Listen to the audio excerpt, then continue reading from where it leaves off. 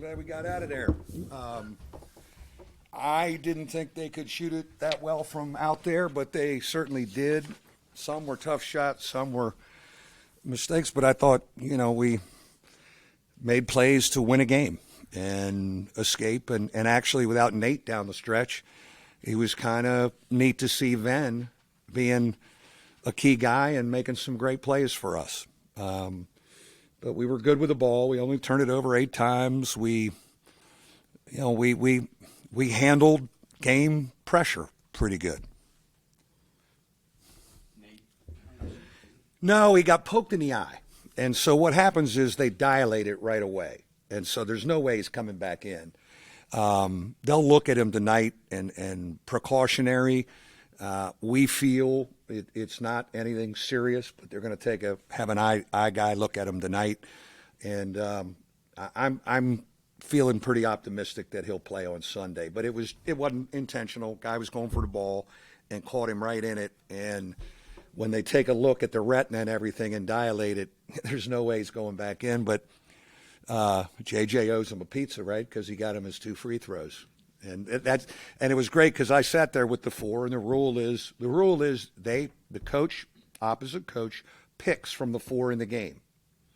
And they picked JJ. I said, good. And he smiled, and what was he, 6 for 6 tonight? He made his free throws anyways. So that's the rule on an injured guy. And they picked the freshman, and he knocked him in. And, you got it to 15, and boom, boom, boom, boom. And I thought we fell asleep on some routes on threes, but we figured out how to get out of here. And, the week has been – I think the week's good for us because we were able to have all 13 bodies in practice Monday and Tuesday and have good reps in practice. And we have a Friday and a Saturday we can do that again. Tomorrow we'll get our legs under us a little bit. And that was the goal after Saturday. Can we get back to a 90-minute practice with all 13 guys and get after it? And we've had 2 days of that and a game, and we'll have another 2 days of that, Friday and Saturday. And we need that. We missed that because we were massaging 6 guys and okay, we can't practice today because we got a game come, and we didn't really practice. We didn't really rep anything. And we got to get right back to it Friday and Saturday. That was game 9. What was that really game 2 for you, like with Hammond, and now you have that 4-7. Yeah. You're still trying to figure out. I am, and I think we got everybody in the game in the first 6 minutes, and that felt a little unusual. It's new for me. I told those 7 guys, I said, fellas, you're going to play. But now I got another body to roll through there. And now, Nate certainly took care of any depth with the injury. But, but if you notice, the main guys did end up playing. I'm still getting a feel for that. We know what we have in Ben, and I think we know we have something really good in Marcus, and it's starting to show itself in flashes, and we just got to get him in shape. And actually, the 2 days of practice, Monday and Tuesday, were almost really kind of Marcus Hammond practices. So we could go, and he could run, and he could move. And yesterday we've gone 5-on-5, 20 minutes both days, and he went like this. I need one. And then he just sat down across in like the first row. And so we're getting him there. Mike, I think you scored like 21 points in a 4-minute span.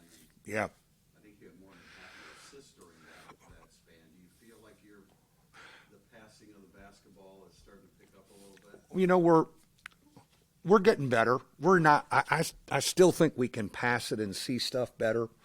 But at least we're not turning it over. I'd rather take a shot clock violation than a live ball turnover. And I know our tempo is kind of slow. Your live ball turnover, they're coming down on you, but at least the shot clock violation, we can set our D. And so we've had a few of those, but for the most part, we've been great with the ball. We're still trying to get some low post touches. And that's not just Van. Nate got a couple, we got to flatten the D a little bit. And Dane gets in there.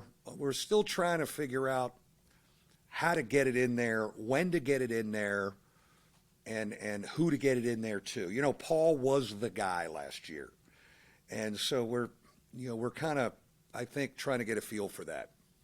When you have maybe a stretch there at the end where you're trying to hold on, or it's not quite the movement you're used to, you see some of those long possessions that end in the just long twos. How much do you think that might be with not having that post presence, or I guess what do you see when? Yeah, I mean, it's not like, JJ can go get stuff off the dribble.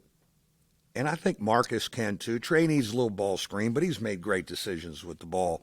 So we don't really have, we don't have a guy that's just going to rip all the time. And at least we drive and get fouled. Like when we get to the bonus, a drive is a good thing because the chances are we're going to get hand checked, and we make our free throws. But I'm still trying to help us with how we throw it into the post and how we play inside out and who we play off of. There's three candidates, obviously: Dane, Ven, and Nate. And how much do we do that, and how do we get there?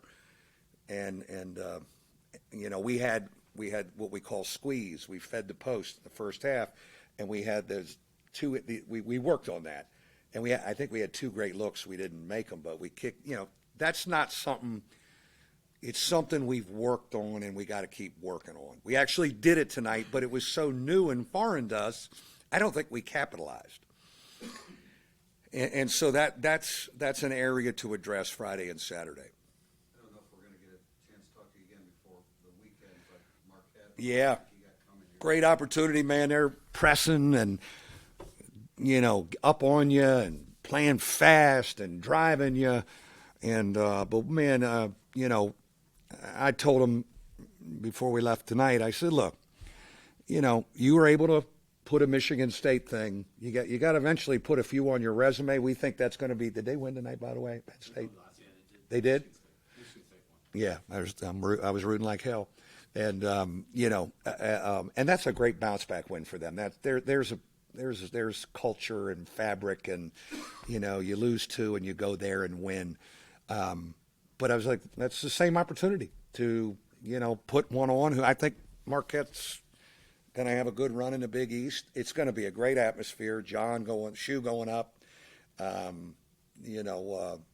Scholl coming back. But speed, picking you up. Now they're not throwing it to the post. They're ball screen driving, hand checking you. Really, this is Bonaventure like. Here's our challenge. They're going to come and Bonaventure us. And that's what I may text that tonight to the group. Thank you, guys.